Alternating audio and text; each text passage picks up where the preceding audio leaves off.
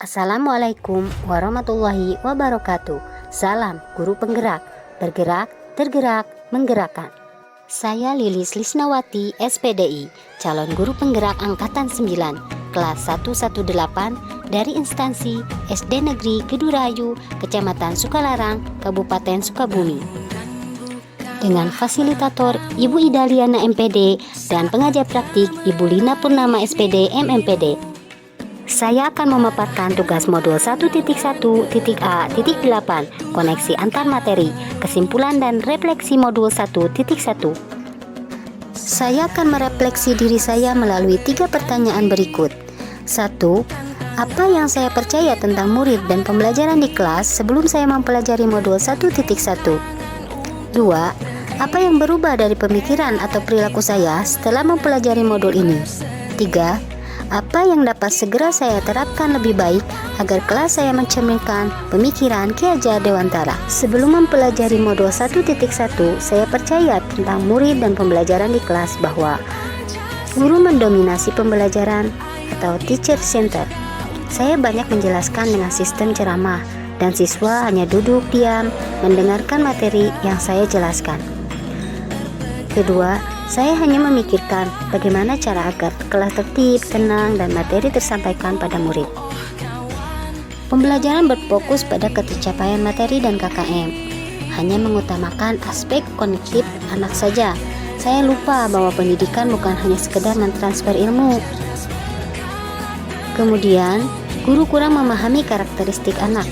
Saya cenderung menyamaratakan kemampuan anak dengan melakukan pembelajaran yang membuat saya nyaman dan aman saja. Selanjutnya, siswa pasif dan motivasi belajar siswa rendah. Terlihat ketika anak-anak lesu, tidak semangat ketika diminta untuk bertanya, semua terdiam. Berikut adalah gambaran bagaimana suasana kelas saya sebelum saya mempelajari modul 1.1.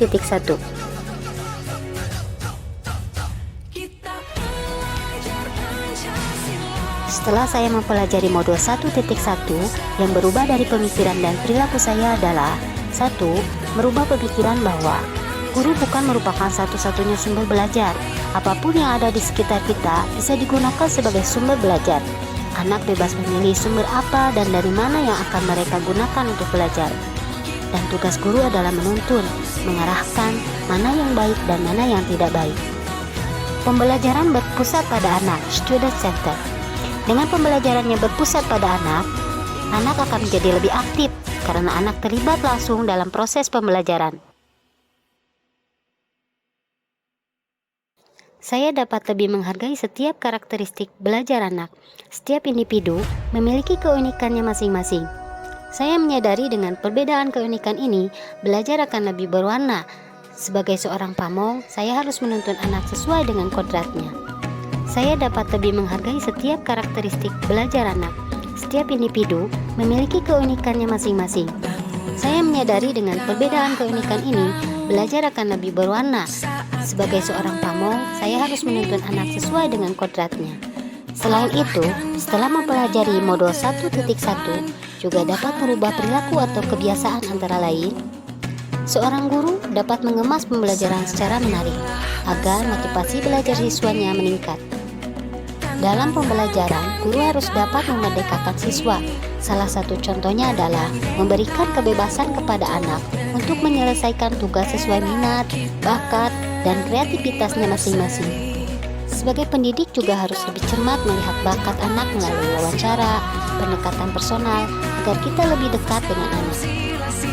Kemudian, agar kelas saya mencerminkan pemikiran Ki Hajar Dewantara, penerapan yang segera akan saya lakukan di kelas antara lain: 1. Merancang pembelajaran yang interaktif dan menyenangkan dengan melibatkan peserta didik. 2. Menerapkan pembelajaran berbasis kearifan lokal dan budaya setempat. Hal ini penting untuk kita terapkan pada anak-anak saat ini. Mengingat perkembangan iptek, banyak sekali anak-anak yang hilang nilai-nilai budayanya. Di sini saya berusaha memberikan penerapan materi terhadap kehidupan sehari-hari anak sesuai dengan kearifan lokal budaya setempat. 3. Menerapkan konsep merdeka belajar dan mengintegrasikan setiap pembelajaran dengan mencapai profil pelajar Pancasila. Pendidik memberikan kebebasan kepada anak untuk dapat bereksplorasi atas pengetahuannya agar menghasilkan ide-ide kreatif dan inovatif dari mereka. 4. Mengutamakan aspek budi pekerti. Pembiasaan-pembiasaan yang baik akan selalu saya teladankan kepada siswa tentang bagaimana mereka bersikap agar menjadi pribadi yang lebih baik. 5. Tidak lagi menuntut, tetapi menuntun. Kita berperan sebagai among dalam penerapan di kelas sesuai dengan pengajaran dan pendidikan Ki Hajar Dewantoro. Kita dapat menerapkan pola asih, asuh, dan asah. 6. Pembelajaran yang sesuai dengan kodrat alam dan kodrat zaman. Kodrat anak adalah bermain. Saya akan mengintegrasikan permainan dalam pembelajaran agar suasana kelas menjadi menyenangkan. Anak tidak merasa bosan dan akan rindu dengan kehadiran kita. Anak harus merasa aman dan nyaman ketika belajar dengan kita, tidak merasa takut, dan kehadiran kita dirindukan oleh mereka. Kita adalah pendidik yang akan ditiru ketika kita bersikap yang kemudian membuat anak-anak didik kita tidak nyaman, tidak merasa aman, dan merasa tertekan. Kemungkinan anak-anak akan malas sekolah atau takut masuk karena takut dimarahi, takut kena semprotan, dan setiap menerima tugas pun akan diulangi seperti itu karena tidak akan ada semangat ketika anak tertekan. Kesimpulan yang dapat saya sampaikan yaitu dasar-dasar pemikiran dari Ki Hajar Dewantoro harus segera kita terapkan dalam proses pembelajaran di kelas ataupun di sekolah. Di antaranya, pendidikan adalah menuntun anak sesuai dengan minat dan bakatnya. Pendidikan bukan hanya ilmu akademis saja, namun perlu penanaman budi pekerti yang baik. Pendidikan sejatinya adalah berhamba pada anak. Maksudnya, pendidikan yang memberikan pelayanan penuh pada anak sehingga mereka dapat mencapai keselamatan dan kebahagiaan yang setinggi-tingginya. Demikian pemaparan saya tentang koneksi antar materi pemikiran filosofi Ki Hajar Dewantoro. Mohon maaf apabila ada salah kata dalam penyampaian. Salam dan bahagia Bapak Ibu Guru Penggerak. Wassalamualaikum warahmatullahi wabarakatuh.